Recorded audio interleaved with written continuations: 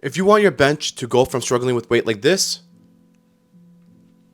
to being able to finally hit a 225 bench in 2026, watch this video because I'm going to tell you guys 7 no bullshit tips that I've done to hit a 225 bench. So let's start off with what to avoid. The first thing is stop maxing out every fucking bench session. I see a lot of people do this, and a lot of people think that the more you try to bench 1 rep or 2 reps close to your all-time max, the stronger you'll get.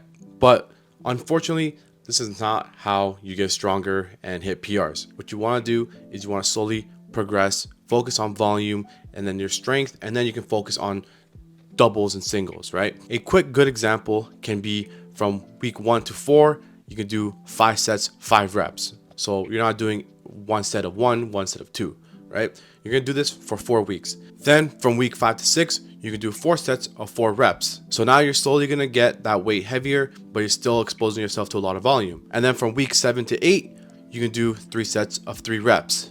Then between 8 to 12, you can now start doing your doubles and your singles, but not from 100% based off your 1 rep max, but around, I would say, 85 to 92%. The second tip is pretty obvious, but just bench more often. The more you do something, the better you get and the stronger you'll be. So what I like to do is break down each bench session. For example, day 1 would be a relatively heavy bench day, somewhere that I can do 3 to 5 reps. So I can go slightly heavy, but I gotta make sure I'm hitting that rep range. Then the second bench day would be a variation or a volume day. So this one I'll do, for example, not your regular bench setup technique that as if I was gonna hit a PR, but a variation that can help benefit my actual overall bench, which would be, for example, Larsen press, close grip bench, tempo, or even long pause benches. So these are variations that would help any parts that I'm lacking in my actual bench setup. So if I struggle with controlling the bar down to my chest, then tempo bench would be good. If I struggle from pressing from the chest, then long pauses would be good. So anything that you know that you're lacking on, find which one will help you with those sticking points and then stick with that. The third tip is fixing your technique and your overall setup. Improving this can lead to so much strength gains, because if you're not having a good setup or you don't have good technique, you are leaving so much strength on the table. Trust me, once you change certain things, some might take time to see a difference, but some you might feel it, boom, just right there. It's crazy that there's a lot of people that I see in the gym. I don't judge, right? But you know, there's just like the coach in me is like, oh man, if only he changed this, it'd be a whole lot better. For example, a lot of people, what they do is they just always like play with their feet while they're benching. Like I always see when someone's doing their bench, their feet are like wiggling or like just like flying around the place when they're benching. Another thing too is they don't really look tight or braced enough. They're just kind of like, how to explain this? They're just loose. So when they're benching, it makes everything more wobbly and less stabilized. So those are just like a couple examples that I see a lot. Is a lot of people don't have their back nice and tight. A lot of people are moving their feet around when they're benching, and they're just not overall controlling the bar and not stable enough. So a couple things you guys can do is make sure your feet are planted on the floor at all times, just so you can use your leg drive. Make sure that your wrist is stacked on top of your elbows, so you feel more stabilized when you're pressing up. Make sure that your overall back is being engaged by squeezing it into the bench, and that your ass does not come off the bench while you're benching. The fourth thing doesn't really have nothing to do specifically with the bench, but it is something that's very important overall in the gym, is your diet. You need to eat high nutrition foods in order to get stronger. You're not going to hit a 225 bench if you're only eating one meal, 1,000 calories, and drinking barely any water throughout the day. You have to fucking eat your foods, your proteins, your carbs, your fats, all of that good stuff you need to eat to grow and get stronger. If you're working out and you're not feeding your body foods to recover, to get stronger, and to grow your muscles, then like honestly, there's no point in working out.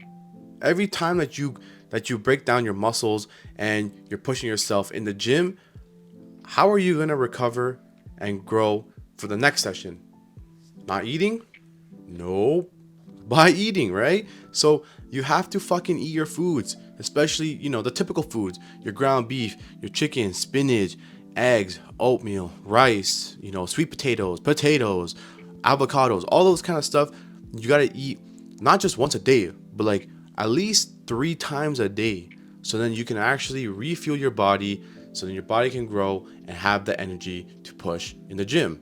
So my best recommendation is eating 0.7 to 1 gram of protein per body weight. So for example, for me, I'm around 205. So I would eat 205 grams of protein. If not, maybe a bit more. And then I go on a slight surplus just so that I can have some more meals in me and get stronger, right? So now number 5 is doing exercises that will carry over to your bench and that will complement and benefit your overall strength in the bench. So the bench press requires your chest, triceps, and your shoulders.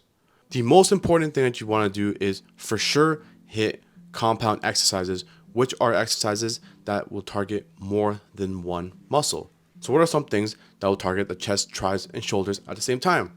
Let me tell you the go-to exercise that I did in order to get a 400-pound bench. We got incline barbell press.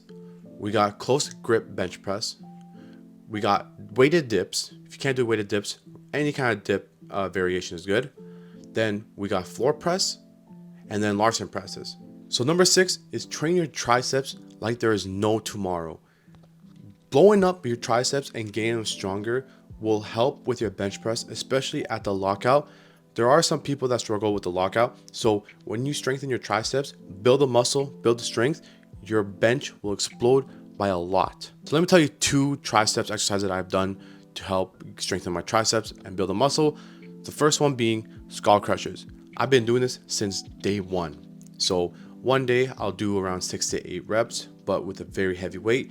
And then another day I would do a 12 to 15 reps and just like a moderate weight.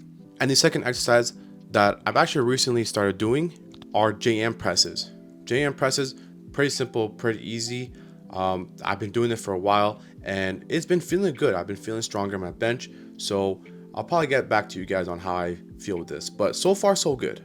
And the very last tip is start pause benching. If this is for someone who is not competing, they don't care about competing in powerlifting or any kind of bench competition, then you don't need to focus on committing to pause benching.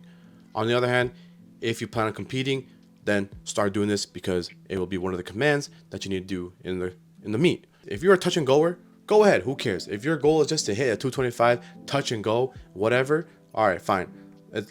That's fine. But doing your pause benches at least throughout the week will help you by a lot. It improves tightness, it creates a lot of power off the chest, and it just helps you get better on controlling the bar when you're benching.